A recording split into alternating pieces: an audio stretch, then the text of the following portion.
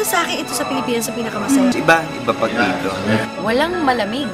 Hangin lang ang malamig. Gusto ko man sana ma-experience ang White Christmas, pero sa mga nadidinig ko na kwento, iba ang Christmas natin dito sa Pilipinas. Talagang yung kainan, yung pamilyang spirit, at yung gatherings, lahat, exchange ng gifts, lahat, iba. Dito talaga malaking bagay talaga para sa atin. Sa ibang countries, it's one of the holidays, ganun lang.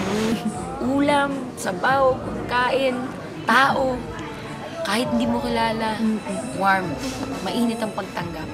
Napaka-warm yung Christmas dito. Siguro doon, dahil malamig, may snow, tapos yung sabi mo talaga, kasi ang Santa Claus sa atin, mistiso di ba? Puti yung bigote, tapos Amerikano talaga, pero iba talaga ang warmth ng Pinoy Christmas. Sa atin, talaga, nasa puso natin makikita mo. Walang malamig sa Pasko kundi hangin lang dito sa Pilipinas.